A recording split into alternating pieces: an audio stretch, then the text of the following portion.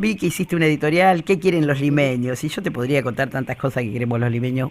Esta limeña podría contar tantas cosas que queremos los limeños, pero bueno, sé a lo que te referís con respecto a la elección del día de ayer, ¿no?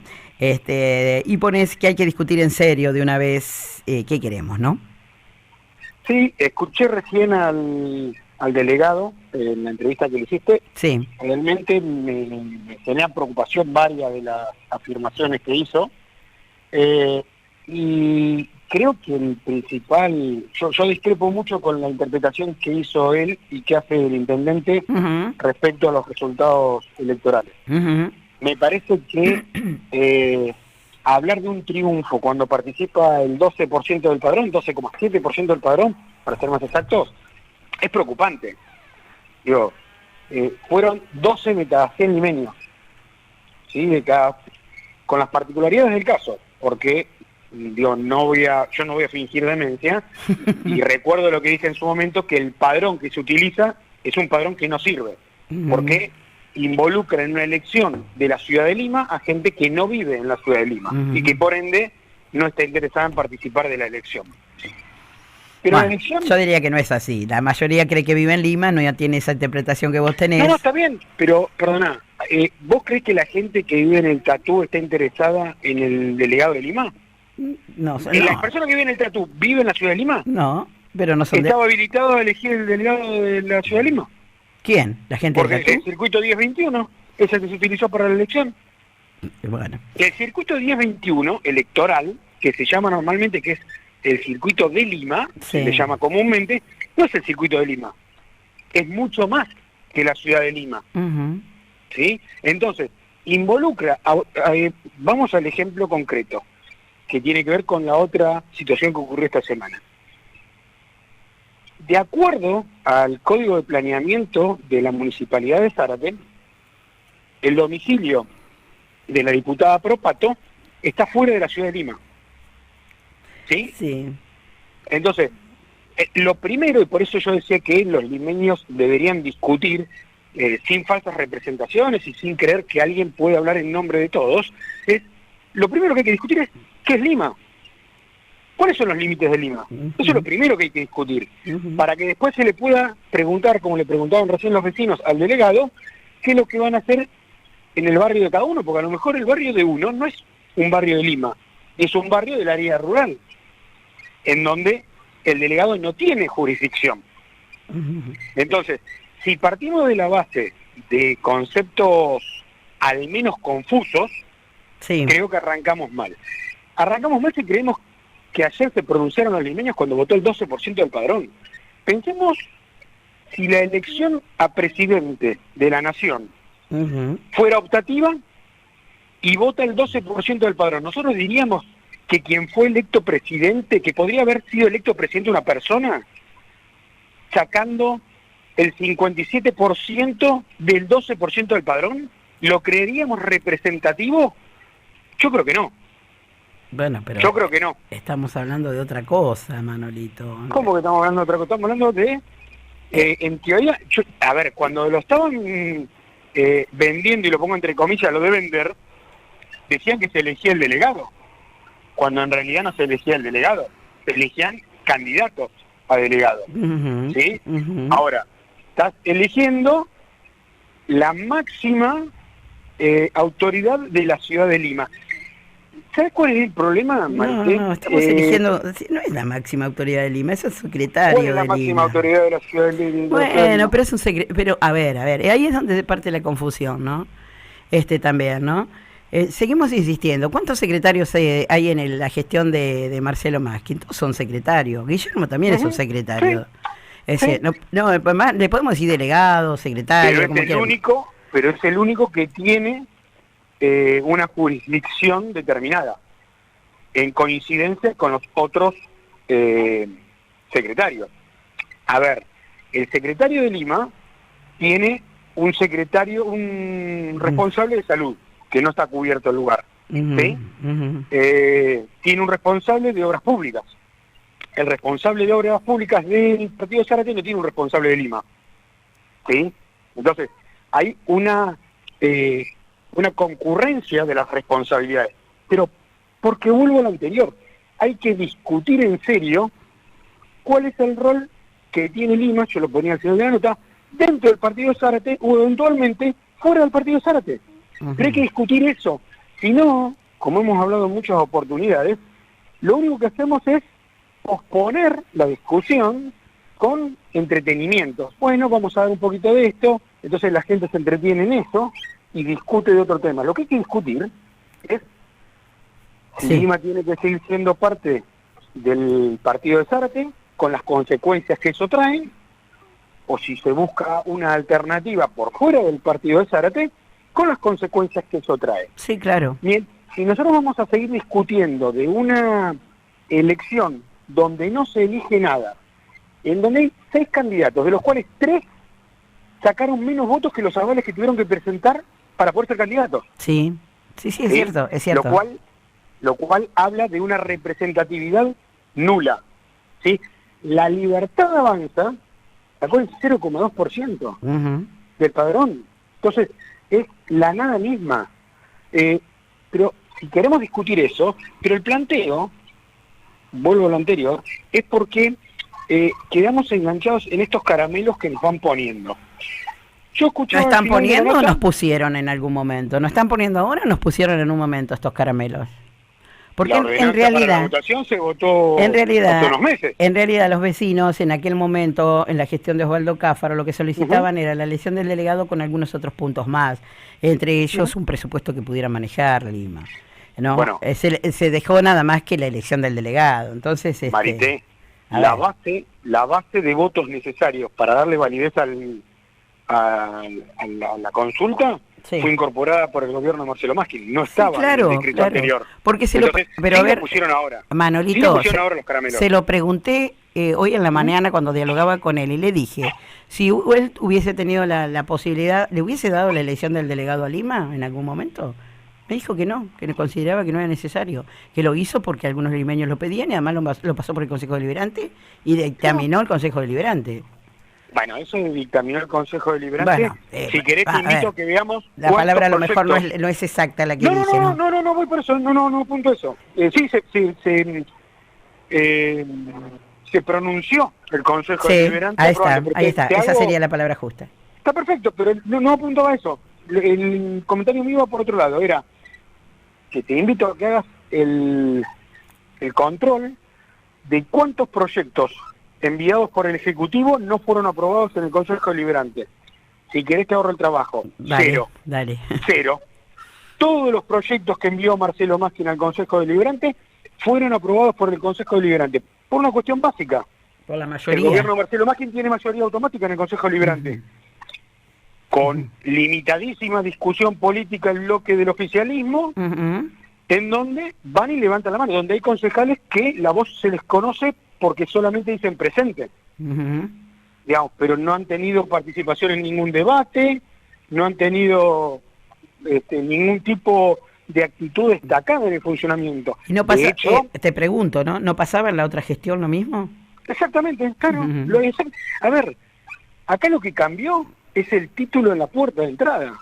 Las prácticas son las mismas. En el Consejo Deliberante, los que hoy son mayoría e imponen la mayoría, eran minoría y se quejaban de no ser escuchados como minoría. Y decían, porque acá vienen y nos imponen la mayoría. Entonces, juntos se quejaba que Unión por la Patria y Nuevo Zárate imponían la mayoría. Hoy, Unión por la Patria se queja que juntos le imponen la mayoría. Las prácticas son exactamente las mismas. Los tratamientos express de los proyectos, en donde no hay debate, digamos, entra un proyecto al Consejo Deliberante, entra 2 días antes de la sesión. Llega a la sesión, piden un cuarto intermedio, lo van a discutir, y lo de discutir lo pongo entre muchas comillas, a comisión, vuelve con un dictamen y se aprueba en el recinto. ¿Cuál es el estudio real que hubo detrás de ese proyecto? Cero. Si vos repasás la ordenanza, esta de la convocatoria de la consulta popular en Lima, habla de decreto. En varios puntos habla de decreto. El proyecto que ingresó inicialmente era una aberración. Tenía innumerables horrores. Se envió a comisión, lo trabajaron y sigue teniendo errores. habla de decreto cuando están hablando de una ordenanza. Confunden criterios. ¿Por qué? Porque copiaron y pegaron el decreto original de Osvaldo Cáfaro. Utilizaron ese decreto, hicieron pequeñas modificaciones y después, ¿y qué es lo que hicieron? Hicieron toda una puesta en escena, una farsa, una pantomima para hacerle creer a los vecinos que estaban decidiendo algo. ¿Y a qué me refiero? A dos cuestiones puntuales. La primera, el piso de cantidad de electores, el 50%. Eso no estaba en el proyecto original, se incorporó ahora, y conociendo los antecedentes de las consultas anteriores, era previsible que no se alcanzara ese número.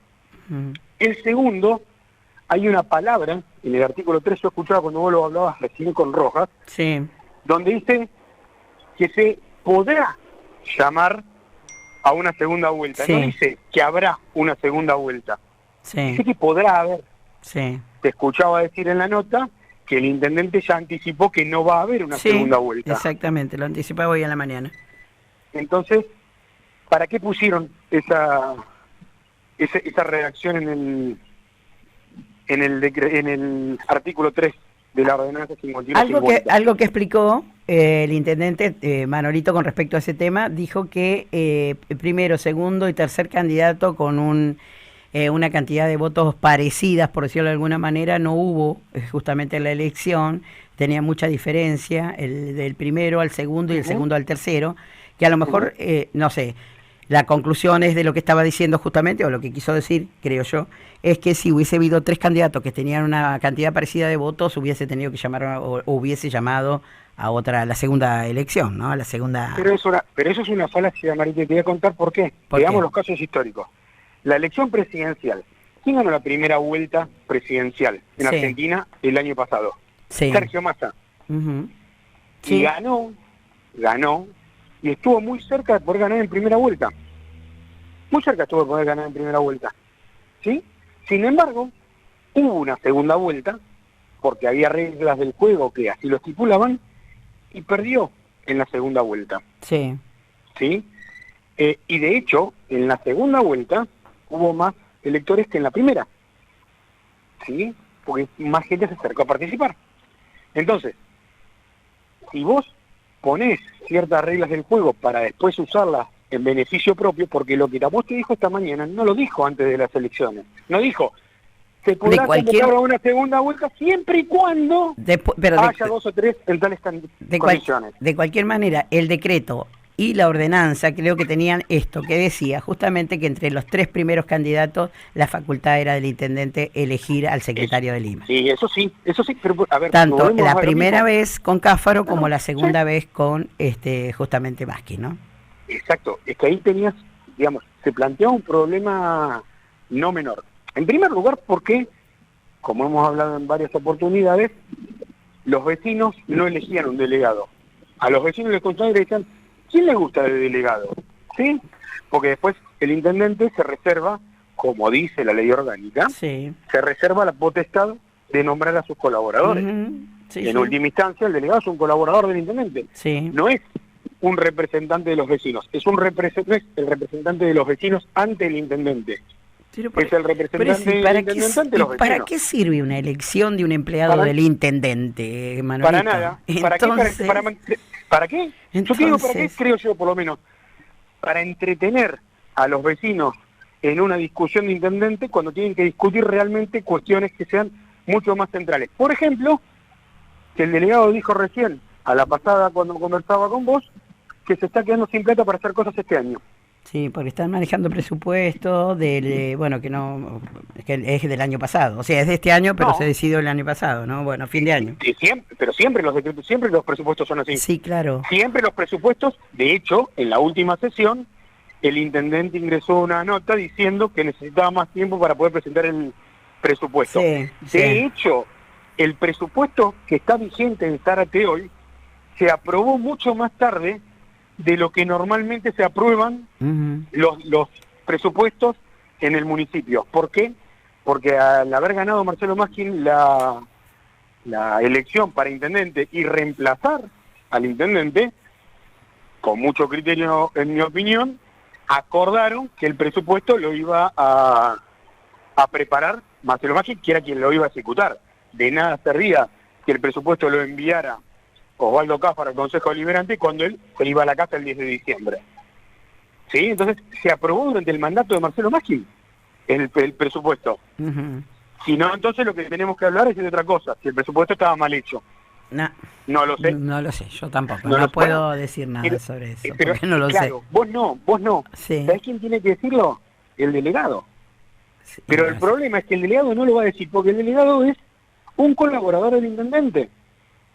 Como han sido todos, todos. Exacto. Es que, a ver, la función del delegado es otra. La función del delegado no es ser el representante de los vecinos de una ciudad, de un barrio, de una localidad, llamarle como quiera. No.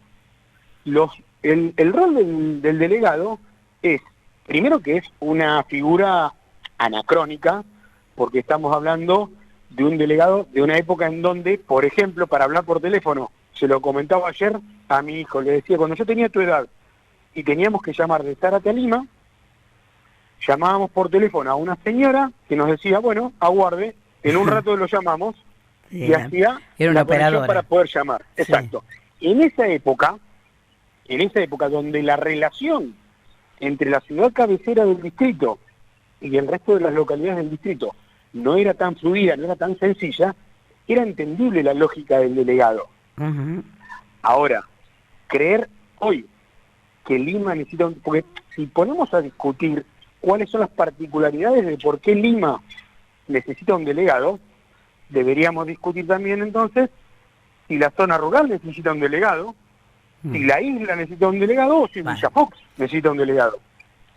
Yo no te voy a hablar de que si necesita un delegado o no lo necesita, Lima necesita independizarse. Que no sé, con todo lo que vos nos digas, primero descubrimos qué es Lima, si querés, pero necesita ser autónoma, ser un municipio autónomo. Y creo que lo que quedó definido en el día de ayer, que yo lo dije, seguro que con esto no voy a coincidir con Manolito cuando empezaba en el programa, digo que quedó, la gente no fue a votar porque la gente realmente no vota más delegado ni empleado del intendente, la gente quiere votar otra cosa en Lima.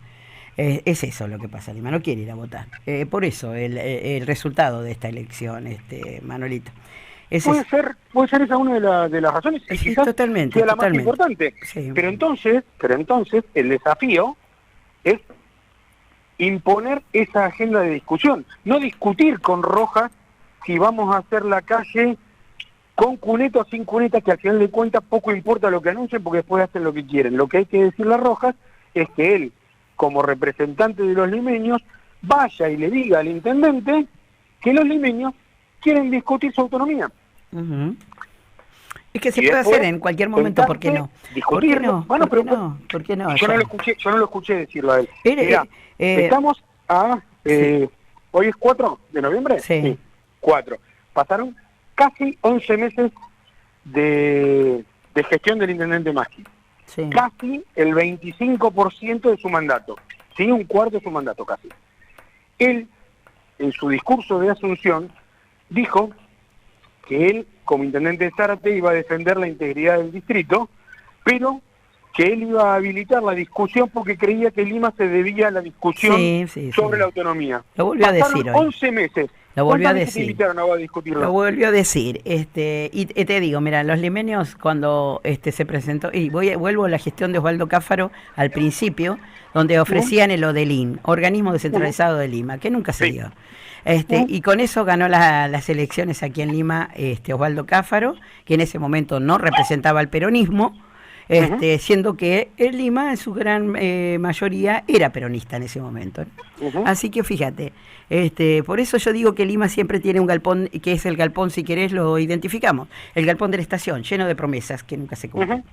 Estamos acostumbrados a eso y bueno, lo que necesitamos a lo mejor son algunos líderes para defender todo esto que vos mencionás y saber cuáles son los límites de Lima en definitiva, para pelear la autonomía, que es lo que queremos mucho de nosotros, independizarnos de Zárate directamente, ser un municipio independiente. Pero eso es lo que hay que plantearle al intendente. Sí, claro, por supuesto. Yo no escuché la entrevista de hoy. Yo escuché la entrevista de la semana pasada donde hablaban de la audiencia pública para el intendente incurrió en numerosísimas incoherencias con la nota. Que decía una cosa al principio, después cambiaba la opinión y te decía otra. Él decía que bueno, que no es necesario tener información para ir a la audiencia pública, que cada uno puede hablar de lo poco que sabe. Entonces que no era necesario poner a disposición un estudio de prefactibilidad ni un estudio creo que dijo que después de la audiencia venía el estudio de factibilidad, si mal no recuerdo, dijo eso. Él dijo que el estudio de impacto ambiental, él dijo que había un estudio de prefactibilidad que ahora le iban a poner a disposición. Lo que él quería saber era que si Lima quería o no justamente este proyecto. Proyecto. ¿Cómo puedes opinar? A ver, yo te digo, mira, vamos a hacer una planta que va a dar 500 empleos. Entonces vamos a una audiencia pública, 500 empleos para Lima. Entonces vos me decís, sí, estoy de acuerdo, está buenísimo, 500 empleos. Bueno, y después tendrás que vamos a talar todos los árboles de Lima. Entonces vos me vas a decir, no, bueno, pará. Pero... 500 empleos sí, pero si Manolito, talar... Manolito, si es por eso, no nos preguntaron nunca si queríamos 2 centrales nucleares en nuestra ciudad, porque no están en Zárate las centrales nucleares, ¿eh? Están acá en Lima, a solo 9 kilómetros. Tampoco están en la ciudad de Lima. Están a 9 kilómetros. No, bueno, ¿sí? Pero están a 9 kilómetros de donde vivimos, de la zona urbana de Lima. Sí. Entonces, si es por eso, digo, ¿no? Si es por eso. Pero Marité, las centrales nucleares, cuando se comenzaron a construir, cuando se instalaron, la Argentina era otra Argentina. No era que no le preguntaban a los vecinos por la instalación de las centrales nucleares. No le preguntaban a los vecinos nada de nada. Bueno, sí. ¿Sí? No le preguntaban. La primera central, la de hace 50 años. La segunda se empezó a hacer. La segunda se empezó a hacer antes del retorno democrático. Bueno. Y antes del retorno democrático no le preguntaban muchas cosas a los vecinos. Y a los vecinos que se preguntaban cosas, los secuestraban para que dejaran de preguntar y que el resto aprendiera. Ojo que el vecino de Lima, de la región y donde se llame, cercano a las centrales nucleares de otras provincias inclusive y de otros países, trabajan en las centrales nucleares y es más, ansían que lleguen a una tercera central nuclear a Lima, pero los únicos que la vivimos y la padecemos y tenemos lo bueno y lo malo, fortalezas y debilidades de las centrales, somos los que vivimos aquí, Manolito. A ver, yo coincido con con la propuesta y ojalá los vecinos pudieran estar involucrados siempre en decir qué opinan sobre la evolución se hizo una compulsa, se hizo también una audiencia con el astillero. No me lo acordaba yo, me lo contó el otro día Adrián Morales, que pertenece justamente al sindicato, donde también se llamó para ver si los limeños queríamos o no el astillero, porque había venido la discusión de que justamente se construía al lado del único club de pesca que tenemos, ¿no? Yo te tengo que abandonar porque se me está haciendo el programa, me encantaría seguir charlando. Te hago un solo comentario con respecto a eso, porque es lo que se viene ahora. ¿Qué? Recordar que la audiencia pública tampoco es vinculante, con lo cual... Sí, es cierto. Así como en la ordenanza decía que se podría hacer una segunda vuelta y no la van a hacer, se podría escuchar a los vecinos y hacer algo contrario a lo que digan los vecinos en la audiencia pública, porque pese a que el intendente dijo que quería escuchar a los vecinos y obrar en consecuencia, la realidad es que no hace eso, porque él dijo que fue un contundente triunfo cuando su candidato, con todo el aparato del Estado, porque es innegable que contó con todo el aparato del Estado, siempre ganó en la consulta popular en Lima el oficialismo, sacó el 7% del total del padrón. Como lo puse en la nota, si hubiera sido honesto para con los vecinos, Rojas debería haber renunciado ayer a las 5 de la tarde. Como no lo hizo, Másquil debería haber reemplazado. ¿Por qué tenía que haber renunciado? Porque no cuenta con el aval de los vecinos. Pero los vecinos ya no quieren votar delegado, ni a Rojas ni a nadie, no quieren votar delegado, a ver. Y entonces ¿a quién representa? ¿Y entonces a quién representa? Si no representas a nadie, Marité, si a vos los vecinos no te escuchan en la radio, tenés dos opciones, o perdés plata, entonces decís, bueno, yo sigo porque esto me gusta. Pierdo plata a veces. O tenés que decir, pierdo plata. Claro, pero la diferencia es que vos te escuchan. Sí, claro. Esa es la diferencia. Si no te escucharan, tenés dos opciones, o decís, esto es un hobby, entonces yo pierdo plata, pero lo hago, o si no tengo que decir, bueno, me cierro y me voy a casa porque la gente no me escucha. Es tan sencillo como eso. Si vos sacás en una elección el 7% del padrón, lo que tenés que hacer es cerrar la puerta, devolver la llave y irte a casa. Bien.